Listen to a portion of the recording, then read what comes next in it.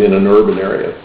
But I dearly love being out in the country. Reading, I got a taste for it. So after the divorce, I moved back to San Francisco. That was just job situation. And I lived in San Francisco for a couple of years. If I had to live in an urban area, it would be San Francisco. That would be my first choice. I love that town. I had more fun when I lived there. It was great fun. I've been there for a weekend. Yeah, it is great fun. Passing through on the Pacific Coast ride. Yeah, I had a job down on One Beach Street, which is right across the street from Pier 39, which is one of the big tourist attractions down there, right next door to Fisherman's Wharf. And I walked. My apartment was up on the side of Russian Hill.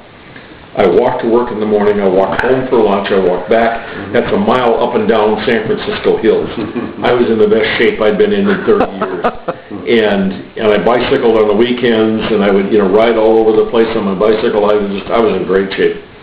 And just enjoying it enormously, because it's a charming town. So I had a great time while I lived there.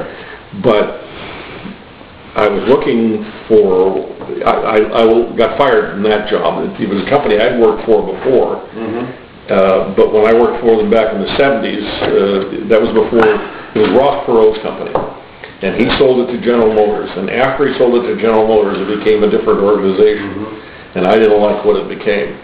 And I made that obvious, I'm afraid. And they decided they didn't like me either. And so pretty soon I was out the door. Well, I started looking around, and I found a company that was going to relocate to Folsom, California, which is just east of Sacramento. And so I said, okay, here's a chance to get back out in the country again. And that's what happened. I went to work for them, spent about 6 months or a little more working in just south of San Francisco for them, and then they relocated all of us up to Folsom. And they paid for the move and the whole 9 yards, which was terrific. And so I've been in the Placerville area ever since.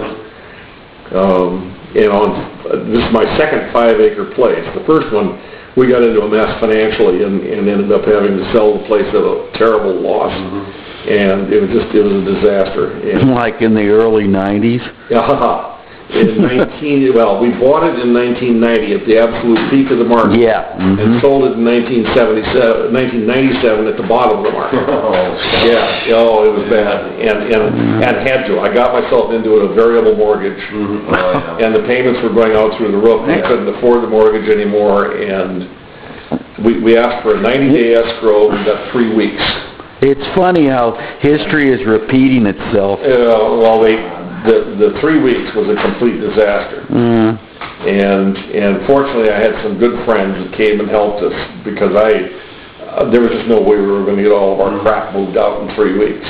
And it turns out the day we finished moving out, the new owner was moving in. I mean, it was that close. It just, that much overlap. They weren't happy, neither were we, but I said, I'm sorry, you asked for 3 weeks, and I told both real estate agents, that 3 weeks was not enough.